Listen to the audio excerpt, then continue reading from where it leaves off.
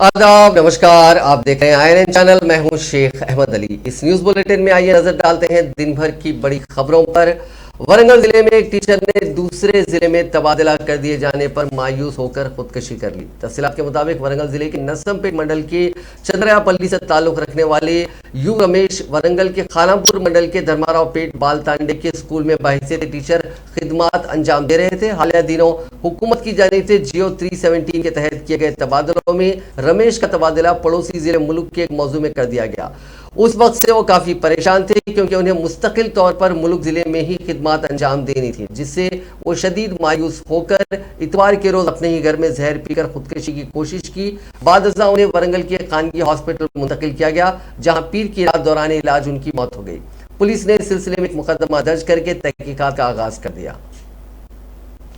खम्मम शहर में एक बेरोजगार नौजवान ने सरकारी मुलाजिमत ना मिलने से मायूस होकर ट्रेन के सामने कूदकर खुदकुशी कर ली। तफसीलात के मुताबिक खम्मम शहर में एम सागर नामी 24 साल नौजवान ने सरकारी मुलाजिमतों पर तकर्रुरात के लिए हुकूमत की जानिब से नोटिफिकेशन जारी न किए जाने से दिल बर्दाश्ता होकर मामला गुडम महले के पास मौजूद रेलवे ट्रैक पर ट्रेन के सामने छलांग लगाकर खुदकुशी कर ली। खुदकुशी से कबल सागर ने बेरोजगारी के बढ़ते हुए मसले पर तशवीश का इजहार करते हुए अपने मोबाइल पर व्हाट्सएप स्टेटस रखा, जिसमें उसने तहरीर किया कि तेलंगाना हुकूमत की जानिब से नोटिफिकेशन जारी नहीं किया जा रहा है।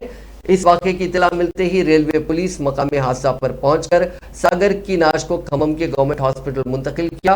खुदकुशी के वाक़े के खिलाफ खम्मम सिटी कांग्रेस की जानिब से एहतजाज किया गया और रियासती हुकूमत पर इल्जाम आयद किया कि नौजवानों की जिंदगियों के साथ रियासती हुकूमत खिलवाड़ कर रही है। बताया गया कि एम सागर नामी नौजवान का ताल्लुक महबूबाबाद जिले के बयारम से था। वो कुछ दिनों से खम्मम शहर में पार्ट टाइम नौकरी करते हुए एक किराए के मकान में मुकीम था।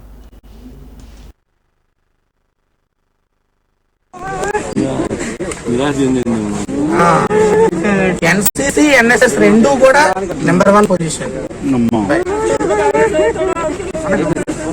అవును, చదువుతాడు అన్నిట్లో కూడా.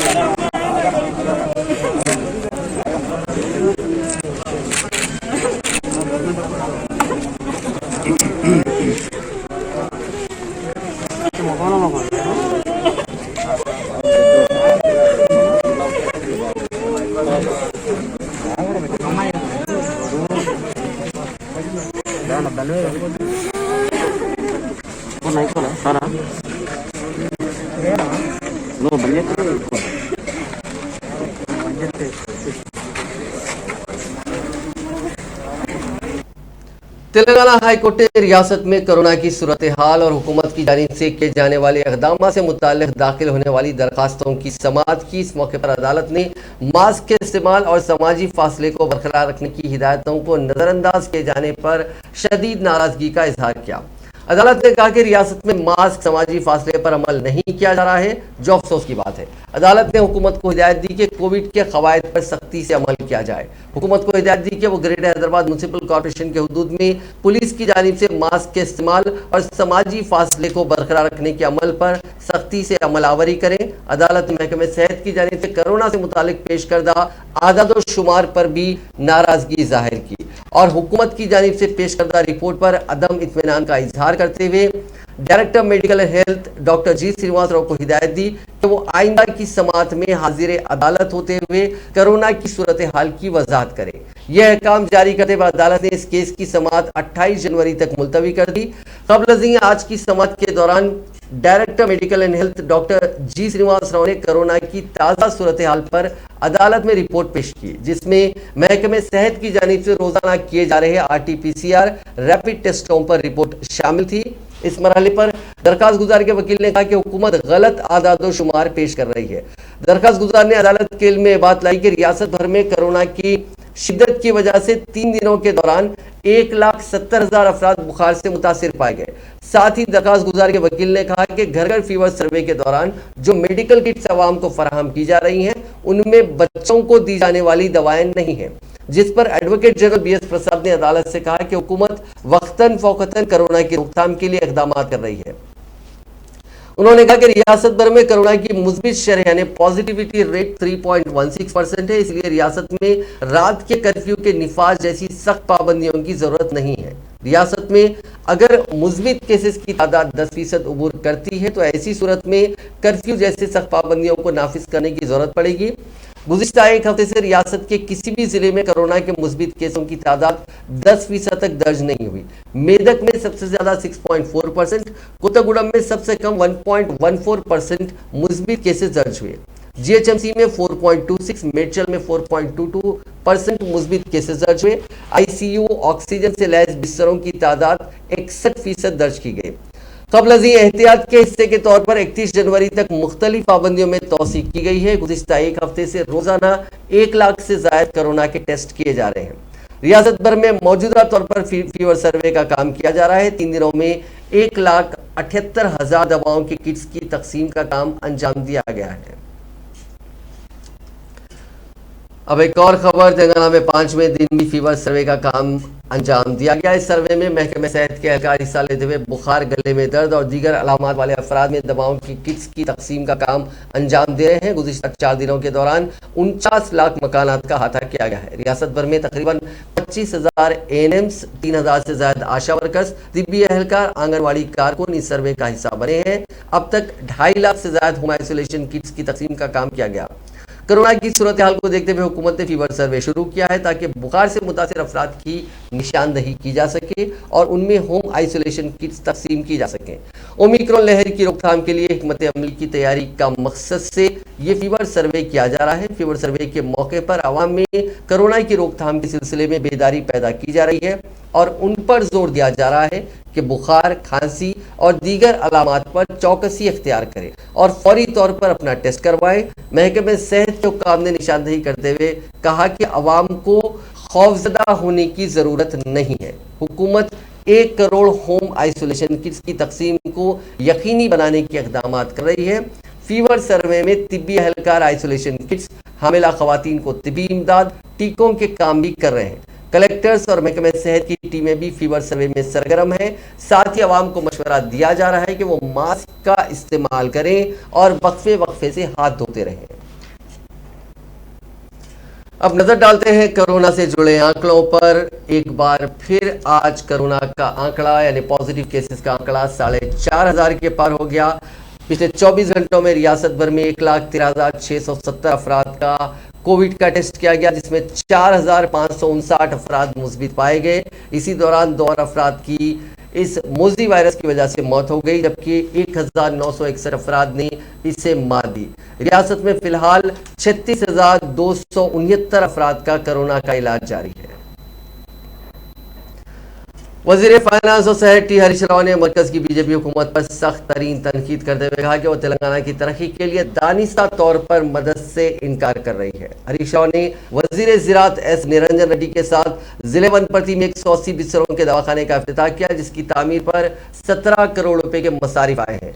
इस मौके पर तकरीर करते हुए वज़ीर फाइनेंस ने बीजेपी और कांग्रेस कायदीन पर यह इल्ज़ाम भी आयद किया कि वो रियासत की तरक्की में रुकावटें हायल कर रहे हैं। उन्होंने मरकज में बीजेपी की ज़ेरे क़यादत हुकूमत पर रियासत के लिए प्रोजेक्ट्स और फंड्स की इजराई में दानिस्ता ताख़ीर का इल्ज़ाम भी आयद किया और कहा कि मुतवातिर अपीलों के बावजूद मरकज की बीजेपी हुकूमत ने तेलंगाना के लिए ITIR और दूसरे प्रोजेक्ट्स मंजूर नहीं किए, जिनके आंध्र प्रदेश तंजीम जदीद कानून में वादे किए गए हैं। उन्होंने बीजेपी के रियासती कायदीन पर भी तनकीद की और कहा कि वो रियासत के लिए मरकज से कोई प्रोजेक्ट्स या फंड्स हासिल करने में नाकाम रहे। उन्होंने कहा कि नीति आयोग ने हालांकि मिशन भागीरथ और मिशन काकतिया के लिए 24,000 करोड़ रुपए मंजूर करने की सिफारिश की, लेकिन मरकज इस मामले में भी लापरवाही से काम कर रहा है। पी रामुलु गारू पार्लमेंट सभ्युलु, అలాగే మన జిల్లా పరిషత్ చైర్మన్ గారు, అలాగే మన శాసన మండలి సభ్యులు, అలాగే మన శాసన సభ్యులు, మన జిల్లా కలెక్టర్ గారు, మన జిల్లా ఉన్నతాధికారుల సమక్షంలో ఈ నూతన భవనాన్ని మనం ఇప్పుడు ప్రారంభించుకోబోతున్నాం. దయచేసి భౌతిక దూరాన్ని పాటించండి, మాస్కులు ధరించండి. భౌతిక దూరాన్ని పాటిస్తూ మాస్కులు ధరించవలసిందిగా ప్రతి ఒక్కరికి విజ్ఞప్తి చేస్తున్నాం.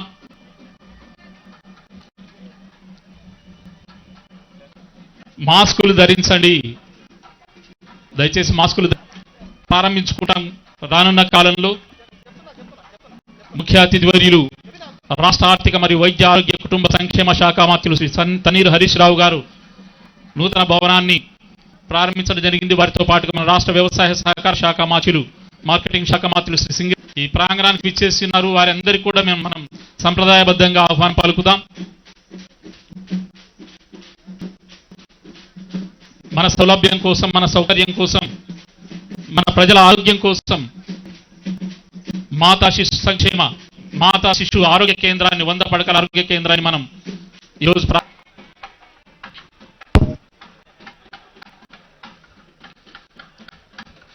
మన వనపర్తి పట్టణ ప్రజల అందరి సమక్షాన ఈ కార్యక్రమానికి విచ్చేసినటువంటి మన ముఖ్య అతిథి వర్యులకి, ఇతర ప్రజాప్రతినిధులకి, శాసన మండలి సభ్యులకి, శాసనసభ్యులకి ప్రతి ఒక్కరికి కూడా పేరు పేరున హృదయపూర్వకంగా ఆహ్వానం పలుకుతూ వారికి ధన్యవాదాలు తెలియజేసుకుంటున్నా.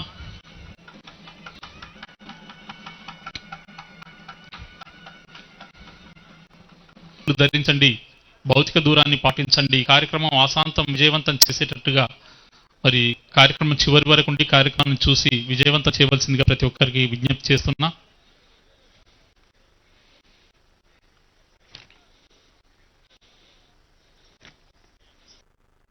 నేను ఇంకా తొందరగా ఈ రోడ్లు పూర్తి చేస్తానే బరువు బాధ్యత కూడా నా మీద పెట్టిండు మా అన్నగారు.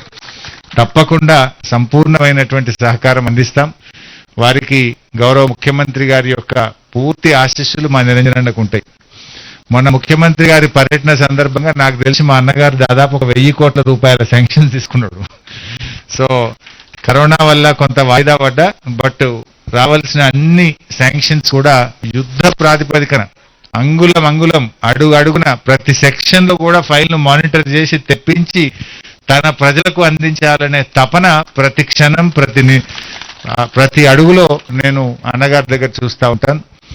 చాలా సంతోషం. ఈరోజు 17 కోట్ల రూపాయలతోని 180 పడకల మాతా శిశు సంక్షేమ ఆసుపత్రిని మనం వనపర్తి పట్టణంలో ఈరోజు ప్రారంభించుకోవడం జరిగింది. అదేవిధంగా ఒక SNCU కేంద్రం, మనము అప్పుడే పుట్టినటువంటి పిల్లలను బాగు చేయడం కోసం, శిశు మరణాలు తగ్గించడం కోసం మన రాష్ట్రంలో ఈ ప్రత్యేక నవజాత శిశు సంరక్షణ కేంద్రాలను ఏర్పాటు చేసుకోవడం జరుగుతూ ఉంది. అది కూడా కొద్ది నిమిషాల్లో మనం ఆసుపత్రిలో ప్రారంభించుకుంటాం. దాంతోపాటు ఒక డయాగ్నోస్టిక్ సెంటర్. तेलंगाना के वजीर इंफॉर्मेशन टेक्नोलॉजी KT रामाराव ने कहा है कि शहर हैदराबाद की रोज बरोज तोसी होती जा रही है. उन्होंने कहा कि आइंदा 30 वर्षों में हैदराबाद मजीद कई किलोमीटर तक फैल जाएगा. शहर की तोसी के पेश नजर उसके नवाही इलाकों में बुनियादी सहूलतों में इजाफा किया जा रहा है. शहर के नवाही देहातों को बल्दियात में तब्दील किया गया. माजी में उन इलाकों में हफ्ते में 1 मरतबा पानी सप्लाई किया जाता था, तहम मौजूदा तौर पर यह सूरत हाल नहीं रही. वजीर मौसूफ ने खुतबुल्लापुर हल्के का दौरा किया, जहां उन्होंने 138 करोड़ रुपयों के फंड से बाज़ अहम कामों का संग बुनियाद रखा. बाचूपल्ली ORR रोड की तोसी, फ्लाईओवर की तामीर के कामों का भी संग बुनियाद रखा गया. इस प्रोग्राम में वजीर मल्ला रेड्डी के अलावा TRS के रुकन असम्बली विवेकानंदा, अरकान काउंसिल S राजू, S वानी देवी और दूसरों ने शिरकत की. ఎట్లా అయితే మీరు పెద్ద ఎత్తున ఇస్తున్నారో వారికి కూడా ఇవ్వండి అంటే 1200 కోట్ల రూపాయలతో కాలనీస్ కానీ, గేటెడ్ కమ్యూనిటీస్ కానీ వారందరికీ, అంటే ఇక హైదరాబాద్ చుట్టుపక్కల ORR లోపల మున్సిపాలిటీనా లేకపోతే GHMCనా లేకపోతే గ్రామమా అనే వ్యత్యాసం లేకుండా అందరికీ కూడా సంతృప్తికర స్థాయిలో మంచినీళ్ళు ఇవ్వాలనే ఉద్దేశంతో నిన్ననే రాజేంద్ర నగర్ నియోజకవర్గంలో మరొక 1200 కోట్ల రూపాయలతో మంచినీటి కార్యక్రమాన్ని కూడా శంకుస్థాపన చేసుకోవడం జరిగింది. అంటే కేవలం మంచినీళ్ళ కోసమే, హైదరాబాద్ నగరంలో మంచినీటి వ్యవస్థను మెరుగు చేసుకోవడం కోసమే పోయిన టర్మ్లో ఒక 2800 కోట్లు, నిన్న 1200 కోట్లు, దాంతోపాటు నాగార్జున సాగర్ దగ్గర ఎక్కడైతే కృష్ణా నది నుండి మనం నీళ్లు తీసుకుంటా ఉన్నామో సుంకిశాల అనే ప్రాంతంలో అక్కడ మరొక 1400 కోట్ల రూపాయలతో మరొక మంచినీటి కోసం మనకు హైదరాబాద్ భవిష్యత్తులో కూడా ఇబ్బంది కాకూడదన్న ఉద్దేశంతో అక్కడ 1400 కోట్ల రూపాయలు ఖర్చు పెట్టి మరొక లైన్ నిర్మాణానికి శ్రీకారం చుట్టినాం.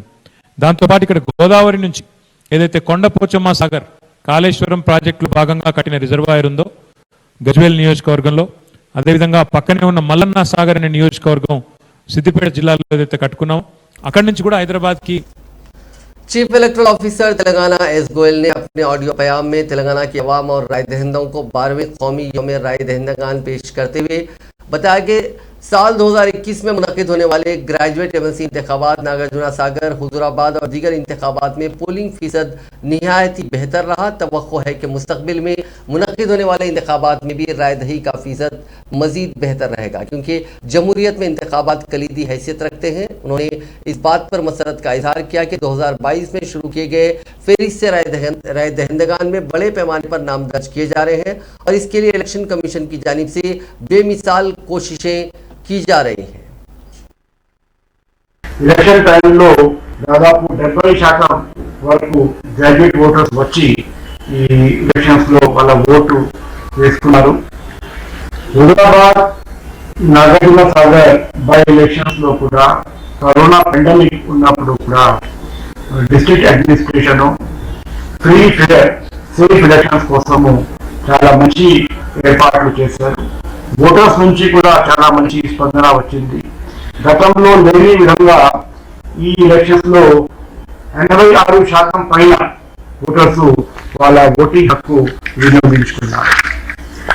12 ఎమ్మెల్సీ లోకల్ అథారిటీ సీట్స్ ఈ జరిగిన ఎలక్షన్స్ లో కూడా 90% పైన ఓటర్స్।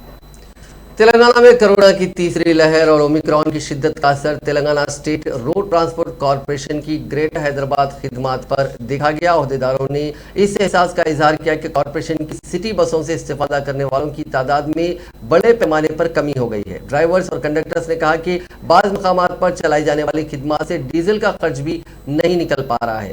अगर सूरत हाल इसी तरह बरकरार रहती है तो कॉरपोरेशन दोबारा खसारे में चला जाएगा। कंडक्टर्स ने कहा कि कोविड की वजह से स्कूल्स और कॉलेजेस के बंद होने के नतीजे में आरटीसी बसों में सफर करने वालों की तादाद में काबिल लिहाज कमी हुई है।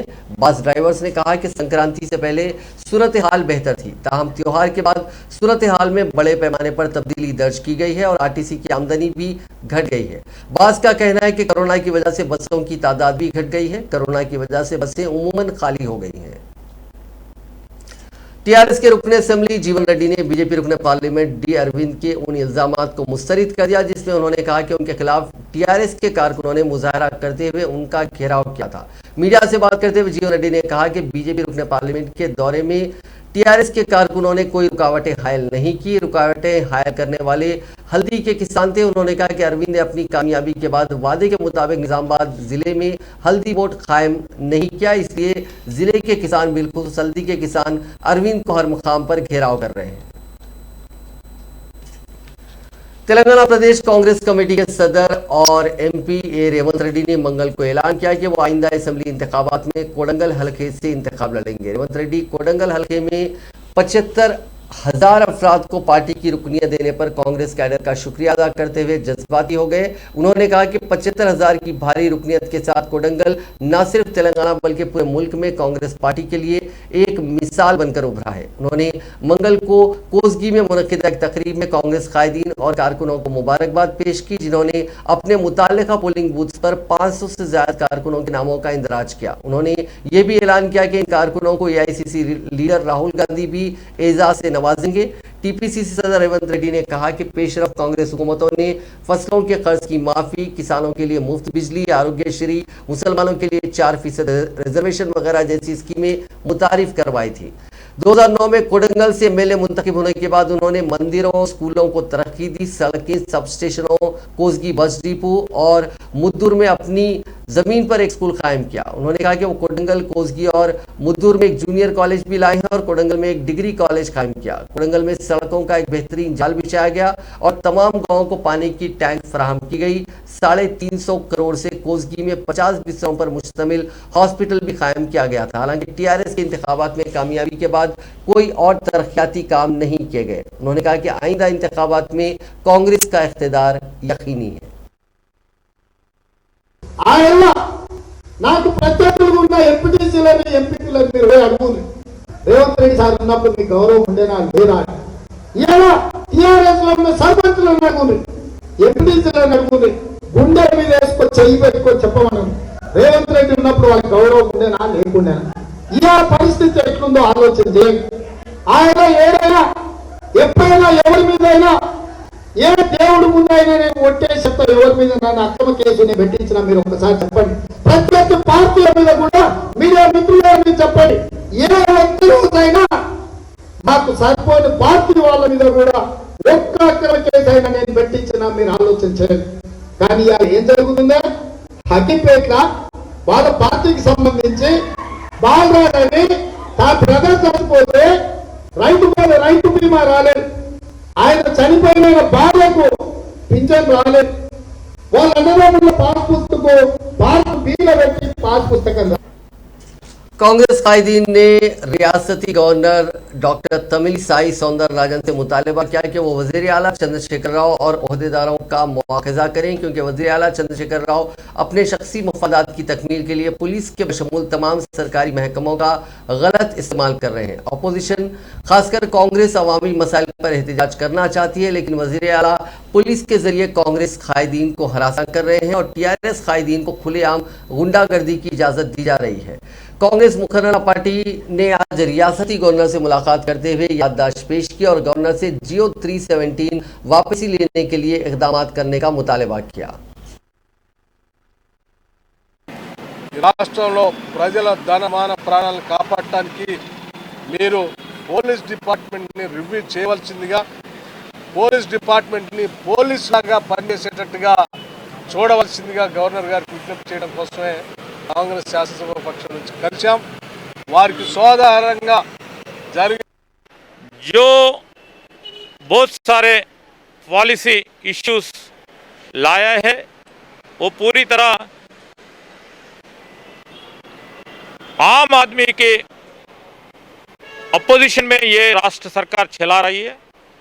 इसके पीछे हम लोग जो जब चाहे जब धरना, नहीं तो लोगों के आवाम के लिए हम लोग जो चाहे धरना करने के लिए ये राष्ट्र सरकार के आंखें खोलने के लिए जो करना चाहते हैं, ये पुलिस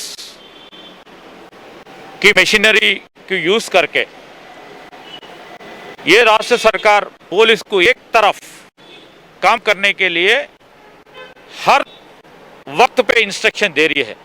ये पुलिस जो डीजीपी साहब कहते हैं, ये राष्ट्र सरकार के सीएम कहते हैं, कह रहे हैं 2-3 साल से फ्रेंडली पुलिस बोल के, ये फ्रेंडली पुलिस केवल friendly to TRS party, friendly to TRS party leadership हो रही है।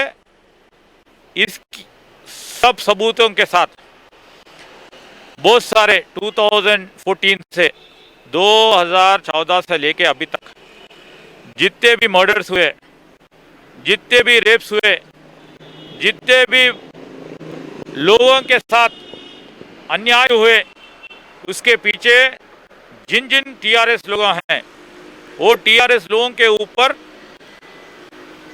सरकार, ये पुलिस एक्शन नहीं ले रही है। परसों भी जो कोत्तेगूडम एमएलए साहब का बेटे का हुआ, उसके पहले मंत्री कॉन्स्टिट्यूंसी में 2 एडवोकेट्स को मिड आफ्टरनून कत्ल कर दिए थे, और उससे पहले हजारों ऐसा मिसाल है। इसके ऊपर गवर्नर साहब को हम रिप्रेजेंटेशन दिए, रिव्यू करके पुलिस की तरह काम करने के लिए। निजामाबाद के बीजेपी रुकने पार्लियामेंट धर्मपुरी अरविंद की गाड़ी पर पथराव किया गया, जिसके नतीजे में उनकी गाड़ी के शीशे टूट गए।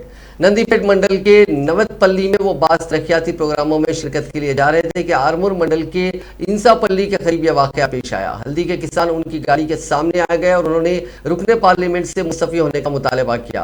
उन किसानों ने साबिक में अरविंद की जानिब से किए गए वादे और उनकी जानिब से लिखकर दिए गए बॉन्ड पेपर को दिखाते हुए एहतजाज किया।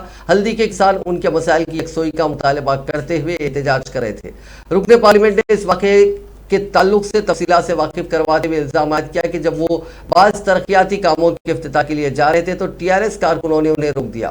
तकरीबन 200 टीआरएस कारकुनों ने उनका रास्ता रोकते हुए सड़क के दरमियान टायर जलाए। इस सिलसिले में कमिश्नर पुलिस और एसीपी के अलावा पुलिस से शिकायत की गई है, लेकिन उन्होंने कोई कार्रवाई नहीं की।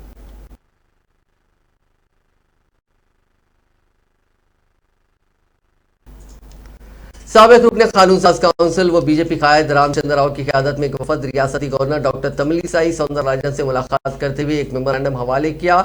बाद मीडिया से बात करते हुए रामचंद्र राव ने बताया कि बीजेपी ने गवर्नर से मुतालबा किया कि वो वज़ीर आला चंद्रशेखर राव पर अपने इख्तियारात को लेकर दबाव डाले और फौरी तौर पर जियो 317 से दस्तबरदारी इख्तियार की जाए।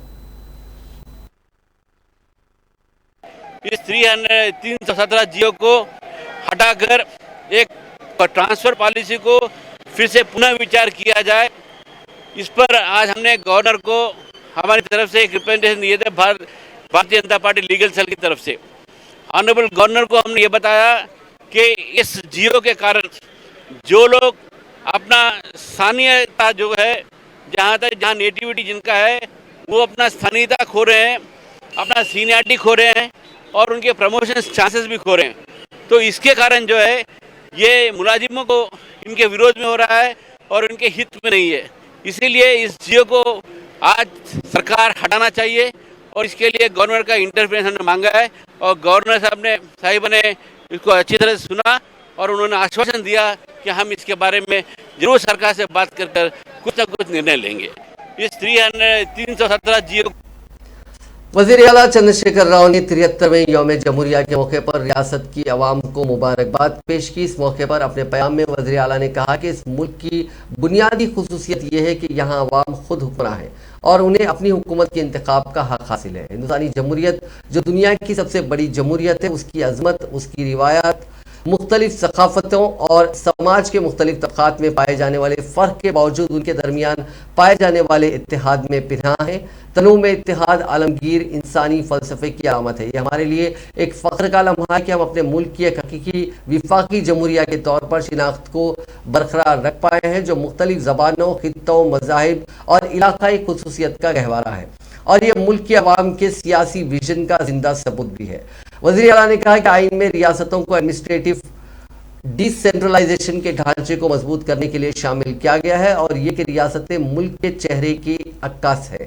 वज़ीर आला ने मजीद कहा कि रियासतों के हुकूक का सही तौर पर तहफ़्फ़ुज़ करने से ही हमारे मुल्क की बहैसियत जमहूरियत पूरी दुनिया में शिनाख्त बरकरार रह पाएगी। उन्होंने कहा कि तेलंगाना रियासत जो कि मुल्क की एक नौ तश्कील शुदा रियासत है, रोज़े अव्वल से ही हकीकी विफाकी जज्बे का मुजाहरा करती आ रही है। उन्होंने कहा कि मुल्क के आइन के ऐन मुताबिक तेलंगाना रियासत ने जिस तरह से सियासी बसीरत का मुजाहरा किया है वो दीगर रियासतों के लिए एक रोल मॉडल है। वज़ीर आला ने कहा कि आइए हम खुद को एक बार फिर आइन में शामिल करदा विफाकी जज्बे की बरकरारी के लिए अपने आप को लगन और अज़्म के साथ वक्फ करते हैं, वो नेज़ उसके तहफ़्फ़ुज़ के लिए आज हम तजदीद अहद करते हैं।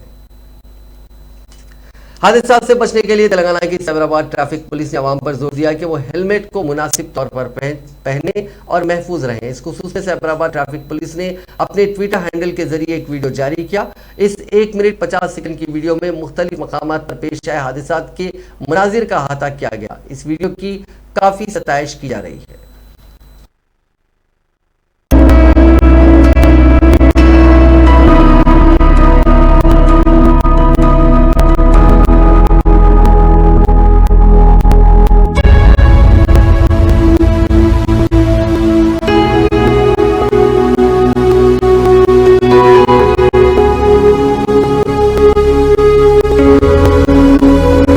రోడ్డు ప్రమాదాలలో ఎక్కువ శాతం ద్విచక్ర వాహనదారులే మరణిస్తున్నారు। అందులో చాలా మంది हेलमेट। आंध्र प्रदेश के जिले मछली गोदावरी के आइनावाली मंडल में आग लगने का वाकया पेश आया जिसमें 3 मकानात जलकर मुकम्मल तौर पर खाकस्तर हो गए। कल शब लगी इस आग में किसी जानी नुकसान या फिर किसी के झुलसने की कोई इतला नहीं मिली, ताहम माली नुकसान जरूर हुआ। तेलंगाना के कई मकामात पर सर्दी की शिद्दत में इजाफा दर्ज किया गया है। गुज़िश्ता चंद दिनों से दर्ज हरारत में काफ़ी गिरावट हो गई है। जिले आदिलाबाद में अकल तरीन दर्ज हरारत 13.2 डिग्री सेल्सियस दर्ज किया गया। मेदक में दर्ज हरारत 14.4 डिग्री सेल्सियस और रामागुंडम में अकल तरीन दर्ज हरारत 15.4 डिग्री सेल्सियस दर्ज किया गया। नाज़रीन, इस न्यूज़ बुलेटिन में बस इतना ही। देखते रहिए INN चैनल।